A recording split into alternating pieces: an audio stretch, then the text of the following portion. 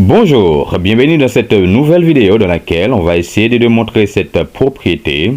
Tout nombre entier peut s'écrire sous la forme d'une fraction. On a tout d'abord l'entier 1.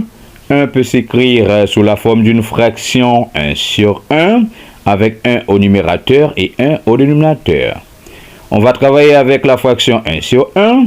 Si on multiplie le numérateur d'une fraction par un réel k, alors on doit multiplier le dénominateur par ce même réel, mais sachant que k est un réel privé de 0. On va multiplier le numérateur 1 par 2 et le dénominateur 1 par 2. On a la fraction de demi. Si on multiplie le numérateur 1 par 3 et on multiplie le dénominateur 1 par 3, on a la fraction 3 tiers. En multipliant le numérateur 1 par 4 et le dénominateur 1 par 4, on a la fraction 4 quarts. En multipliant le numérateur 1 par 5 et le dénominateur 1 par 5, on a la fraction 5 cinquièmes, etc.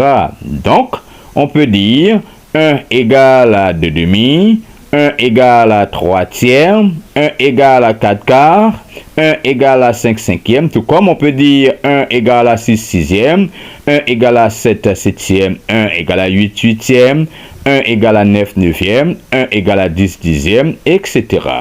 Ce que vous devez retenir, si le numérateur et le dénominateur d'une fraction ont la même valeur, alors la valeur représentée par la fraction est égale à 1. On va continuer avec l'entier 2. 2 peut s'écrire sous la forme d'une fraction 2 sur 1, avec 2 au numérateur et 1 au dénominateur. En multipliant le numérateur 2 par 2 et le dénominateur 1 par 2, on a la fraction 4 demi. Et si on multiplie le numérateur 2 par 3 et le dénominateur 1 par 3, on a la fraction 6 tiers.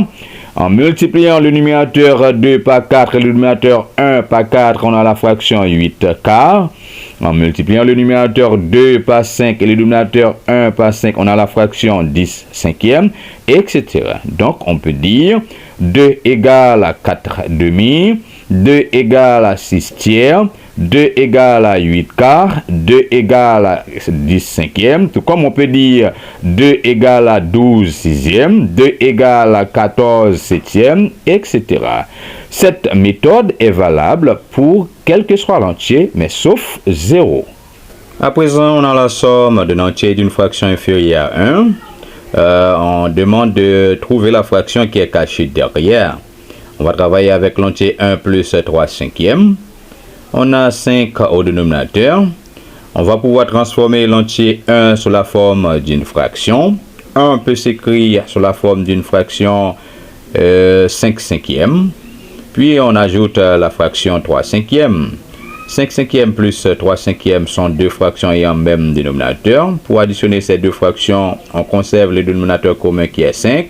Puis on additionne les numérateurs, 5 plus 3, 8, 8 cinquièmes, et donc la fraction qui est cachée derrière, 1 plus 3 cinquièmes.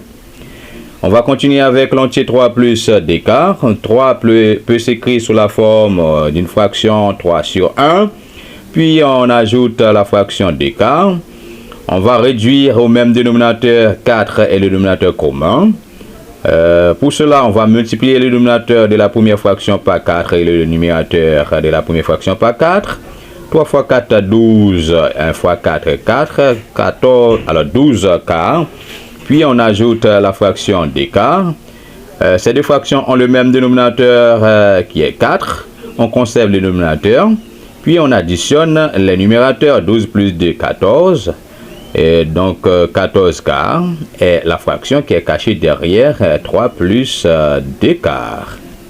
Merci d'avoir regardé cette vidéo. N'oubliez pas de vous abonner à ma chaîne et mettre un petit pouce vers le haut. Et quant à moi, je vous dis à très bientôt.